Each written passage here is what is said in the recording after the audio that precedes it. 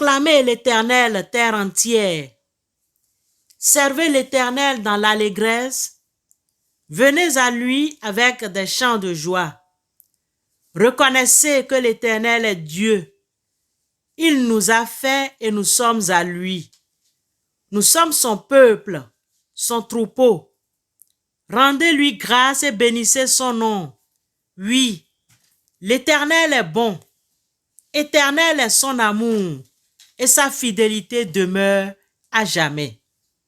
Bien-aimés dans le Seigneur, c'est par ces versets du psaume 100 que nous vous saluons ce matin dans le précieux nom de notre Sauveur Jésus-Christ. Que chacun de vous reçoive de lui la vie, la joie profonde et la paix parfaite qui seules viennent de Dieu. Amen.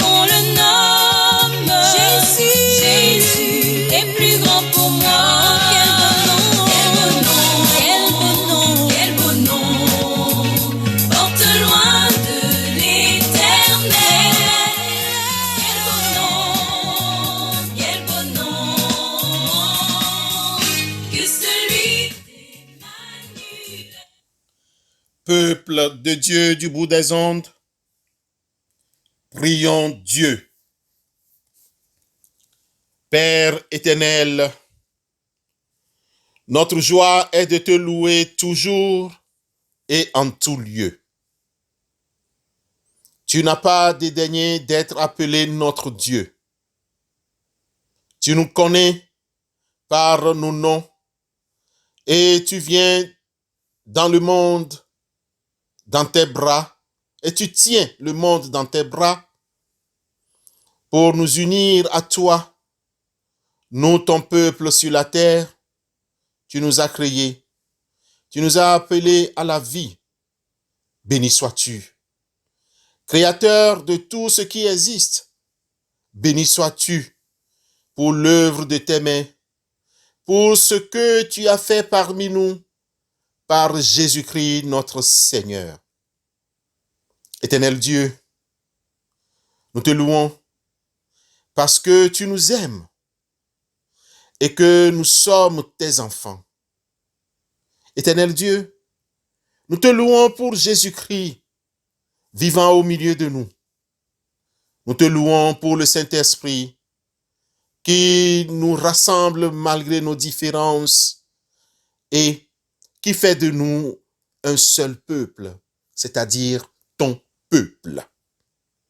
Oui, nous te louons pour ce jour que tu nous permets d'entrer dans la joie de ton royaume et nous chantons ta gloire, Seigneur. Tu es le même, hier, aujourd'hui, éternellement. C'est pourquoi nous te louons, ô Dieu notre Père, pour le témoignage unique que tu nous apportes par ton Fils Jésus-Christ. Par lui, nous savons maintenant que tu restes avec nous, au-delà des temps et des âges, au-delà des espaces, au-dessus de tout et dans la vie de chacun. Merci pour ce matin, au nom et pour l'amour de ton Fils Jésus-Christ, éternel, nous t'avons prié. Amen.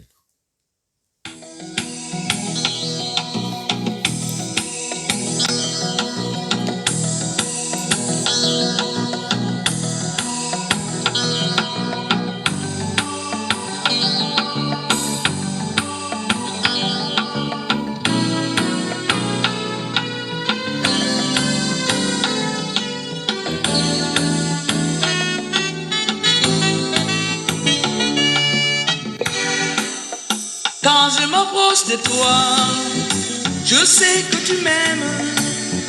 L'intimité avec toi, à la victoire m'amène.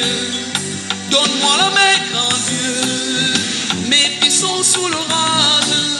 Sans ton secours glorieux, ma vie ferait naufrage. Dieu de ma vie, mon bouclier, ma forteresse, ma raison de vivre. Dieu de ma vie, mon bouclier,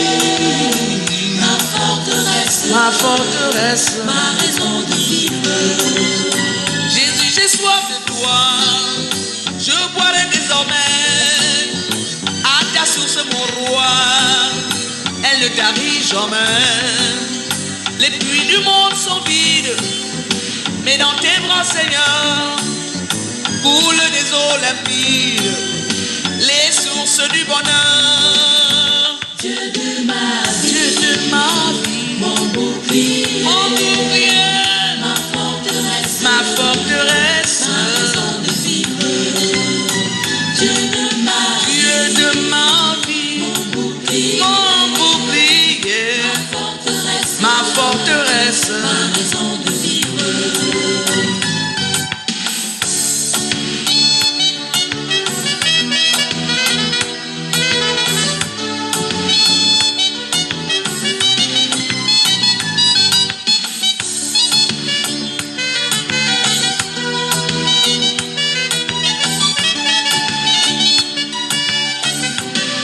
Donne-moi la main, grand Dieu. Mes pieds sont sous l'orage. Sans ton secours glorieux, ma vie ferait naufrage. Les puits du monde sont vides, mais dans tes bras, Seigneur, coulent des eaux limpides, les sources du bonheur. Seigneur, à qui j'offrirai-je les paroles de la vie éternelle? Seigneur Jésus, ma solution.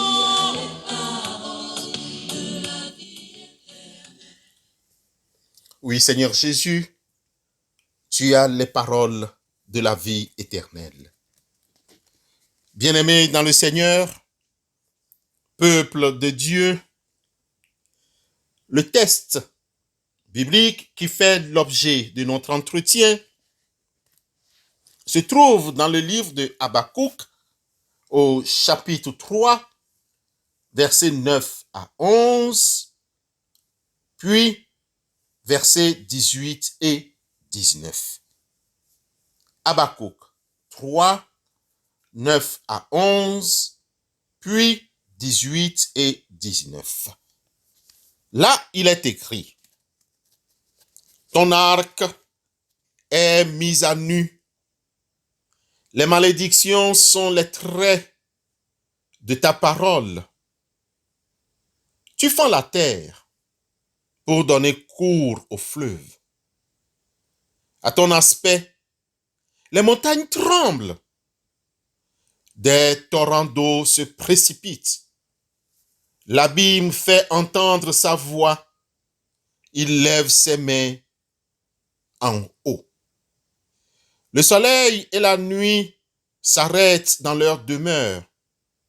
À la lumière de tes flèches qui partent, à la clarté de ta lance qui brille. Toutefois, je veux me réjouir en Éternel. Je veux me réjouir dans le Dieu de mon salut. L'Éternel, le Seigneur est ma force.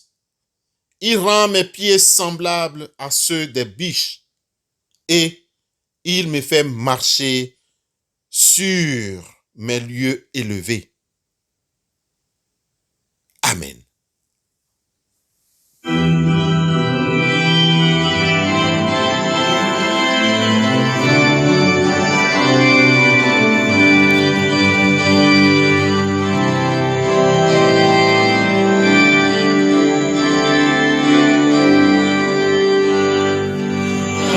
So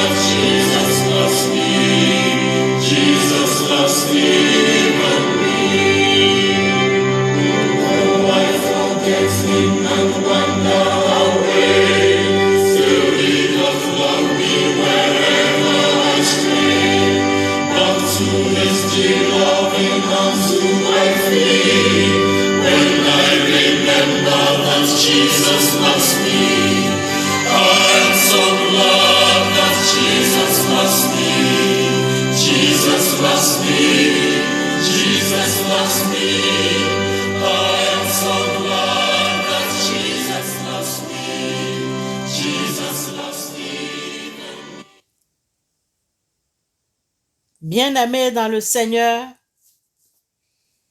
nous allons continuer ce matin notre réflexion sur le livre du prophète Habakkuk. Je vous invite à lire les chapitres 2 et 3 chez vous pour votre pleine compréhension.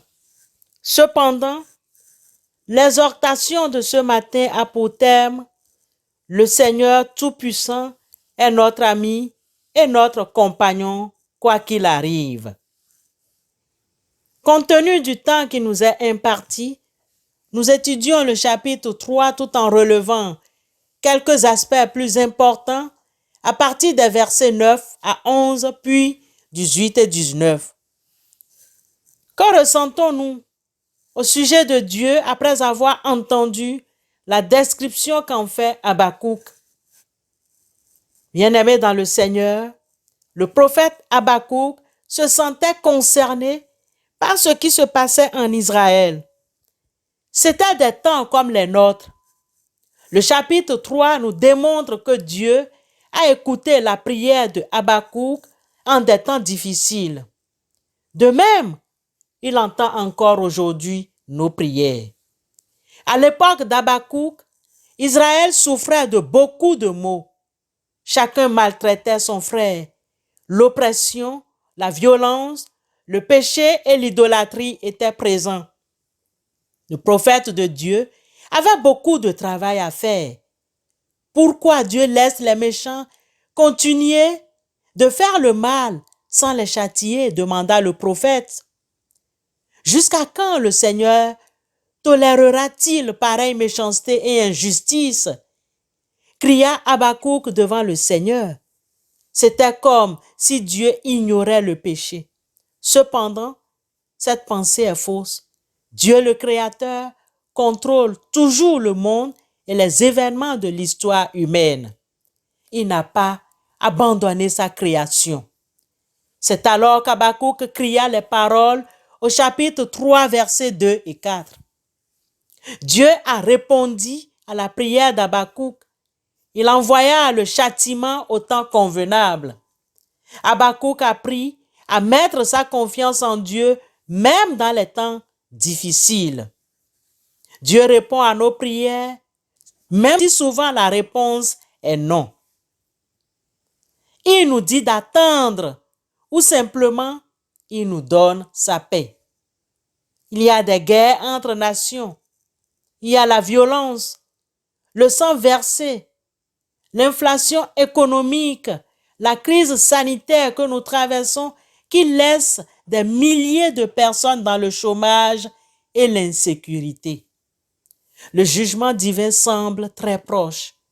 Peut-être Dieu veut nous avertir que nous devons nous préparer à sa venue, examiner nos cœurs, prier pour le réveil et reconnaître que le renouvellement spirituel ne vient que de sa miséricorde. C'est seulement par la miséricorde divine que nous sommes gardés des conséquences du péché. Acceptons la responsabilité de prier et de nous consacrer à Dieu. Dans nos prières, nous devons plaider pour sa miséricorde et sa grâce. La miséricorde et la grâce sont disponibles pour tous ceux qui cherchent la face du Seigneur. Je le répète encore. La miséricorde et la grâce sont disponibles pour tous ceux qui cherchent la face du Seigneur.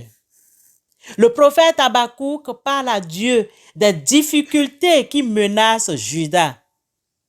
Dieu donne au prophète une merveilleuse vision. Pour Habakkuk, cette vision lui apporte un tout nouveau portrait de Dieu. Il sait que les temps difficiles ne sont pas terminés, mais que Dieu contrôle les événements.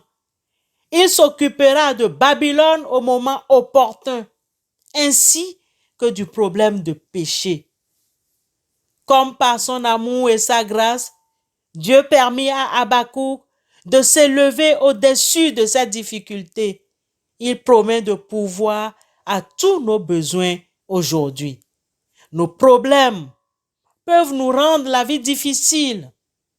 Mais Dieu est patient et nous aide à comprendre que sa grâce nous aidera à surmonter ces mauvais moments. Au verset 6, Habakkuk écrivit, « Il regarde et il fait trembler les nations. Les montagnes éternelles se brisent, les collines antiques s'abaissent, les sentiers d'autrefois s'ouvrent devant lui. » Habakkuk comprenait maintenant que lorsque Dieu serait prêt, aucune nation ne pourrait l'empêcher de délivrer son peuple, ceux qui lui faisaient confiance et qui attendaient son salut.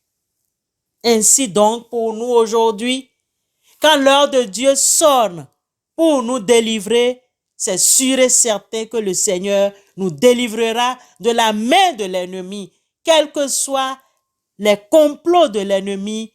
Quand l'heure de Dieu sonne, Dieu nous délivrera. Alors Habakkuk continua au verset 9 à 11. Ton arc est mis à nu. Les malédictions sont les traits de ta parole. Tu fends la terre pour donner cours aux feuves.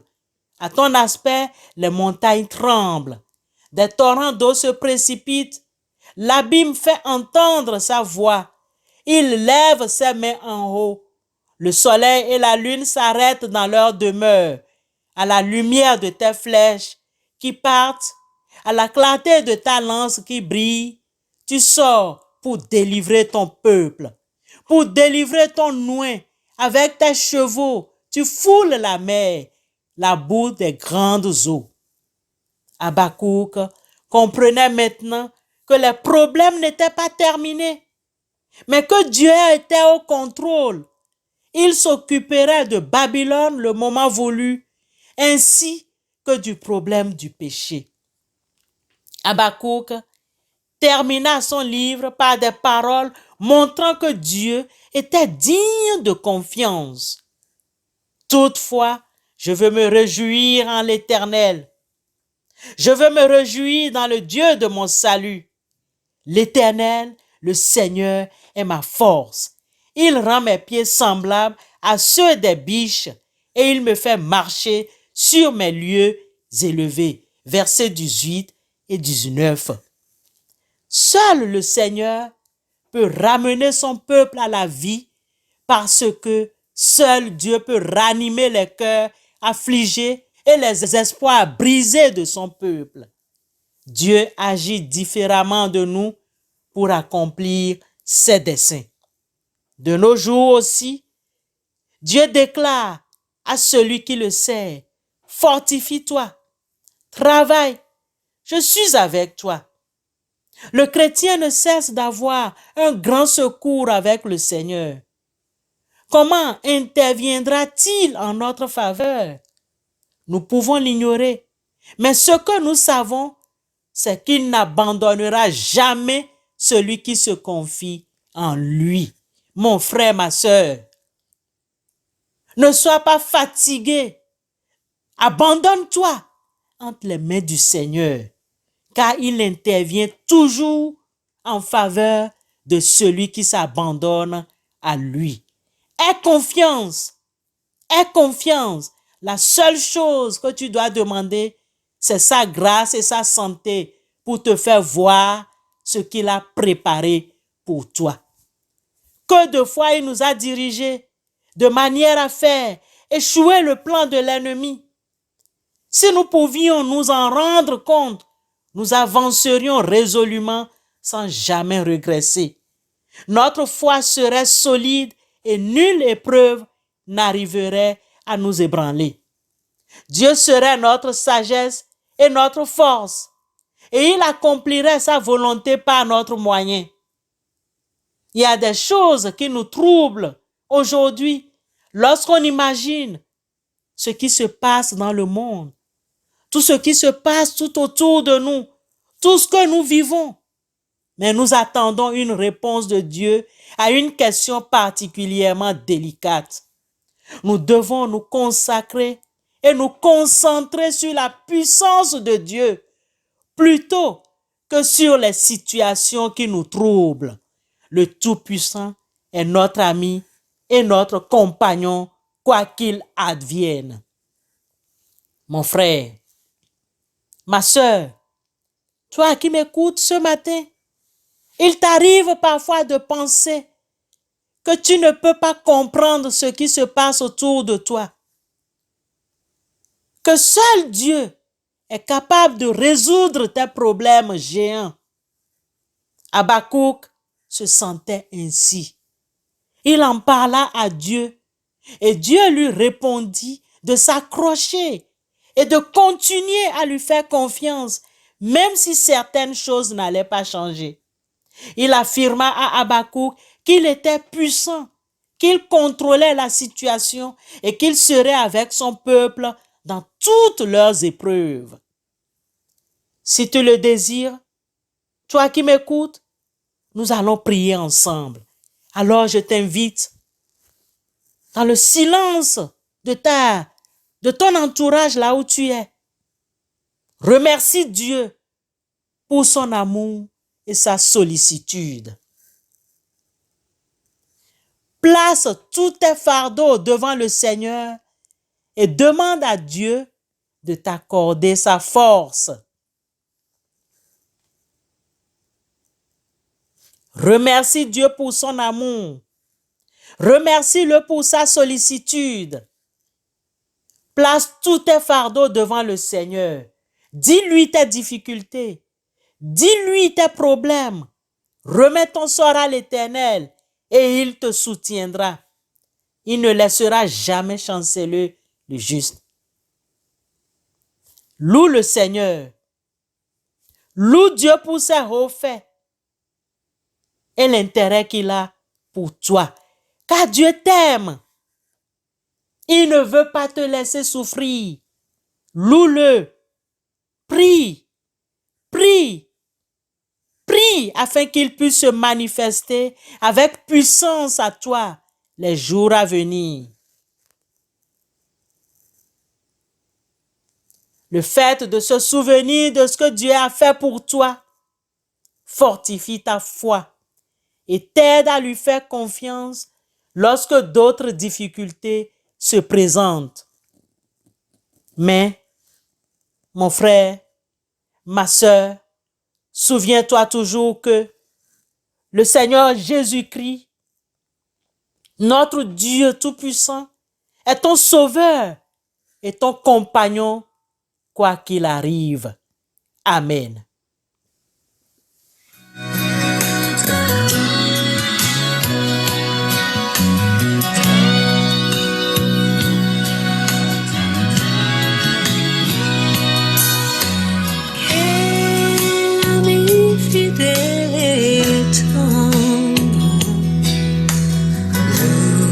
Nous avons en Jésus-Christ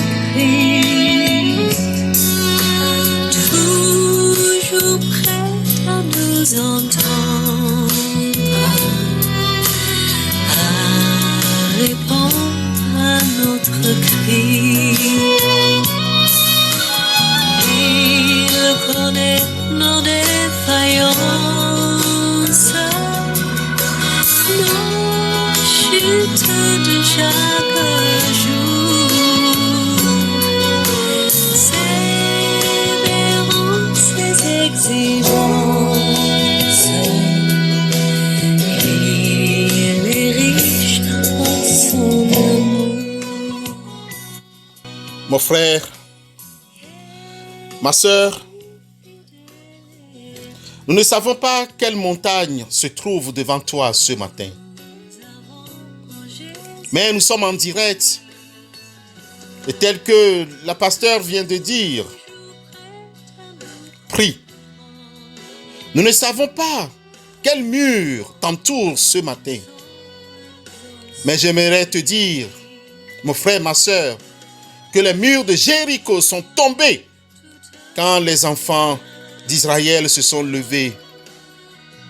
J'aimerais te dire que la montagne qui se trouve devant toi aujourd'hui, cette montagne peut se déplacer par la foi. Car il a dit, si vous avez la foi comme ce grain de sénévé, vous direz à cette montagne, ôte-toi de là.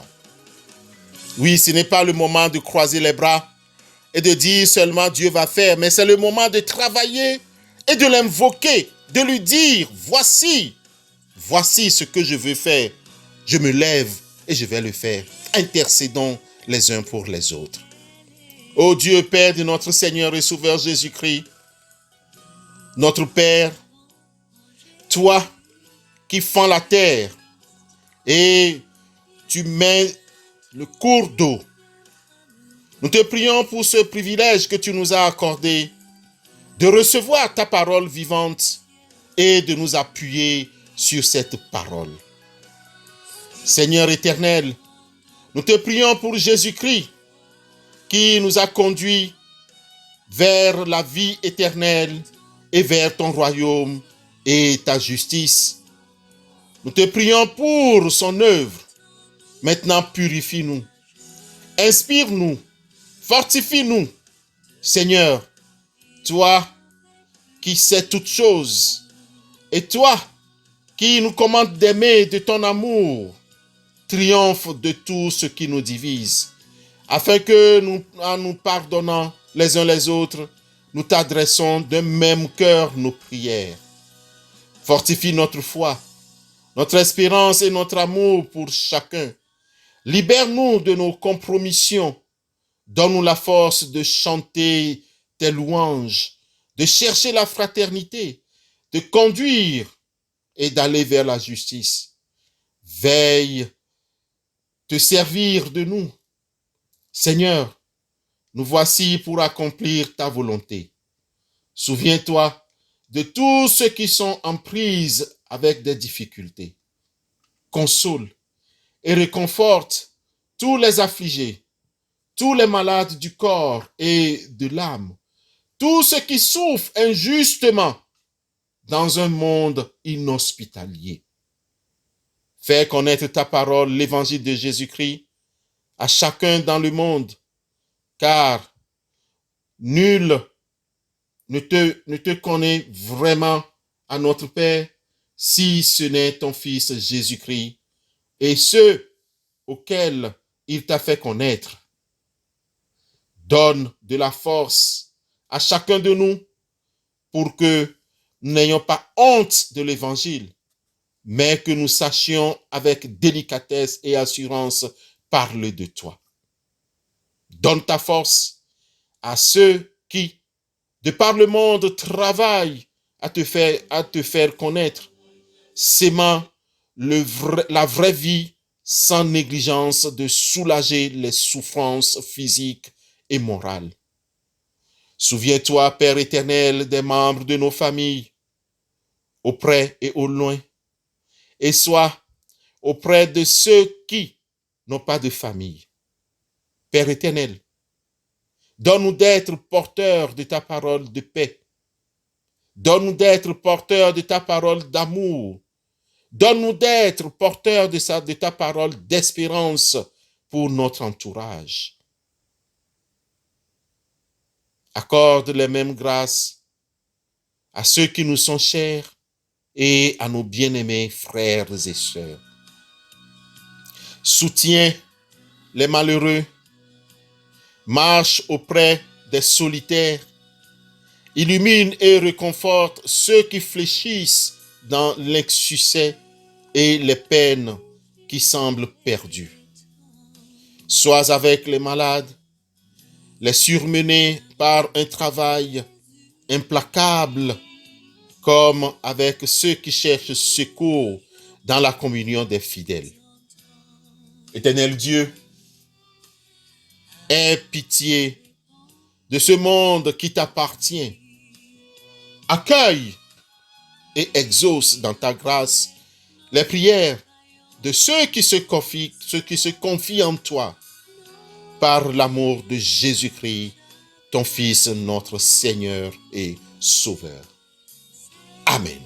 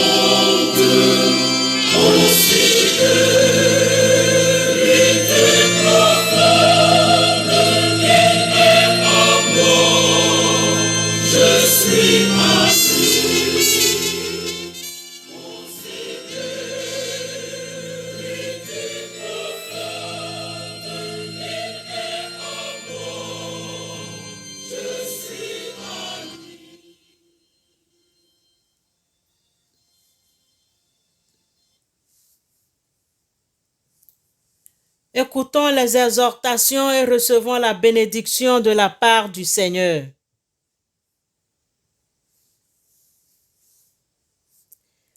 Frères et sœurs, fortifie-toi dans le Seigneur. L'Éternel, le Seigneur, est ta force. Il rend tes pieds semblables à ceux des biches et il te fait marcher sur des lieux élevés. Que l'amour de Jésus-Christ, notre lumière, nous accompagne et nous rende rayonnants et fraternels au nom du Père et du Fils et du Saint-Esprit. Amen.